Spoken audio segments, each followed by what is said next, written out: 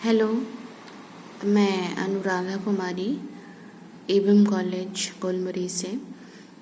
आज मैं DSC 1 का पेपर है और सेमेस्टर 5 के स्टूडेंट्स के लिए, जिसमें एनलाइटमेंट एंड फिलोसोफर्स एक टॉपिक है।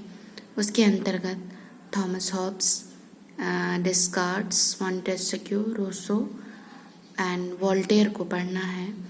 आज मैं मॉन्टेस्क्यू को लेकर आई हूँ और इसके बारे में विस्तार से चर्चा करूँगी। मॉन्टेस्क्यू का जन्म 18 जनवरी 1689 ईस्वी में हुआ था और इसकी मृत्यु 10 फरवरी 1755 ईस्वी को। यह एक अभिजात वंश में पैदा लिए थे और इसने अपनी पूरी शिक्षा बोर्दो विश्वविद्यालय से ग्रहण किया था। वह 1721 ईस्वी में वकील बन गया। वह वकील बनना नहीं चाहते थे, लेकिन अपने पिता उनके पिता काफ़ी शौकीन थे कि वह मेरा बच्चा लॉ की पढ़ाई करे, मॉन्टेस्क्यू लॉ की पढ़ाई करे और एक वकील बने। इसलिए उसने वकील 1721 में वकील बन गए, क्योंकि अपने पिता के इच्छा को वह नकार नहीं पाए और उसने लॉ की डिग्री ली और न्यायिक वर्ग का सामंत, उच्च श्रेणी का वकील और बोर्दो के पार्लियामेंट का न्यायाधीश बन गए। वह कैथोलिक धर्म का अनुयायी था तथा राजतंत्र का समर्थक था। यूरोप के अनेक देशों, इंग्लैंड, ऑस्ट्रिया, हंगरी, जर्मनी और इटली की उसने यात्राएं की थी। उसने काफ़ी समय इंग्लैंड में रहकर इंग्लैंड की संस्थाओं का अध्ययन किया।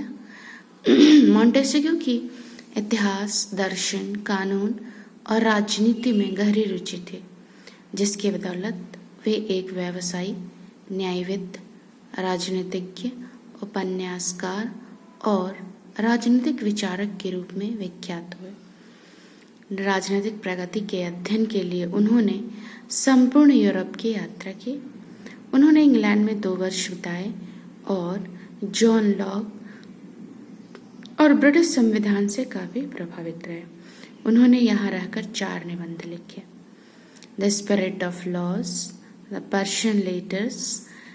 इसके अलावे भी 2 अन्य रचनाएं हैं: reflection on the causes of grandeur and decline of Romans, la marsily universally. और हम देखते हैं कि द सप्रेशन ऑफ पावर जो उनकी रचना है, उसमें उन्होंने बताया कि शक्ति के पृथक्करण में 3 प्रमुख अंग हैं: कार्यपालिका, न्यायपालिका और विधानपालिका। यानी सरकार को चलाने के लिए ये 3 अंग काफ़ी महत्वपूर्ण हैं। मॉन्टेस्क्यू ने इंग्लैंड के संवैधानिक राजतंत्र को आदर्श बताया, क्योंकि वहाँ नागरिकों को स्वतंत्रता थी।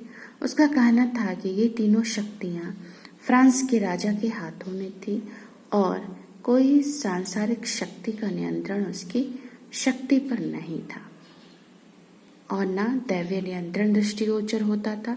उसकी सत्ता इससे पूर्ण रूप से निरंकुश हो जाती है।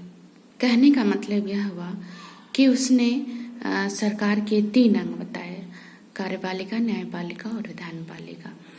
और राजा का जो स्वरूप होता है वह कोई भी सरकार इन तीनों अंगों से ही निर्मित होता है। तो राजा अपनी रिस्पॉन्सिबिलिटी इन तीनों अंगों के सहारे ही राजतंत्र या फिर सरकार चलाने के लिए सक्षम हो पाते हैं। अगर ये तीनों कार्यभार एक ही व्यक्ति के हाथों में रहे तो वह सत्ता निरंकुश हो जाती है, राजा स्वेच्छाचारी हो सकता है। इसलिए उसने इस सेपरेशन और पावर में इन तीनों अंगों को अलग अलग करके बताया है और कहा है कि दैवीय शक्ति का जो आधार है वह इस सेपरेशन और पावर में नहीं दिखता है, क्योंकि इससे सत्ता निरंकुशता को संबोधित करने लग जाती है। हमने पहले भी बताया कि मॉन्टेस्क्यू की पहली रचना पर्शियन लेटर्स थी, जो 1721 ईस्वी में प्रकाशित हुई थी। मॉन्टेस्क्यू ने इस पुस्तक में फ्रांस के रीति रिवाजों और निरंकुश राजतंत्र पर 2 ईरानियों के पत्रों के माध्यम से व्यंग्य किया था। अभिव्यक्ति की स्वतंत्रता का फ्रांस में अभाव था, इसीलिए राजतंत्र की आलोचना करने के लिए उसने यह अप्रत्यक्ष तरीका अपनाया। तो हमने बताया कि उसकी जो पहली रचना है पर्शियन लेटर्स, उसमें उन्होंने किन किन चीज़ों का जिक्र किया है। फ्रांस के रीति रिवाजों का जिक्र किया है, निरंकुश राजतंत्र पर 2 ईरानी जो पत्र व्यवहार के माध्यम से निरंकुश राजतंत्र पर व्यंग्य करते हैं उसको बताया है, और उसने अपने लेखनी में राजतंत्र की आलोचना करता है। वह कट्टर आलोचक है राजतंत्र का, वह संवैधानिक राजतंत्र का समर्थक है, लेकिन राजतंत्र की आलोचना वो करते हैं। मोंटेस्क्यू संवैधानिक राजतंत्र का समर्थक था, जनतंत्र या संसद का उसने समर्थन नहीं किया। वह सामंतों के विशेष अधिकारों तथा पार्लियामा के द्वारा राजा की सत्ता को सीमित रखने के पक्ष में था। मध्यम मार्ग का अनुसरण करते हुए मोंटेस्क्यू ने सामंती विशेषाधिकारों तथा राजतंत्र का समर्थन किया था, लेकिन फ्रांस के राजतंत्र तथा प्रशासन की कटु आलोचना करना उसका महत्वपूर्ण कार्य था। मोंटेस्क्यू की जो रचना है वह फ्रांस की क्रांति से काफ़ी अभिप्रेरित होकर ही लिखा है, क्योंकि उसने फ्रांस की क्रांति में देखा कि एक राजा किस तरह से निरंकुश हो सकता है, अपनी सारी शक्ति का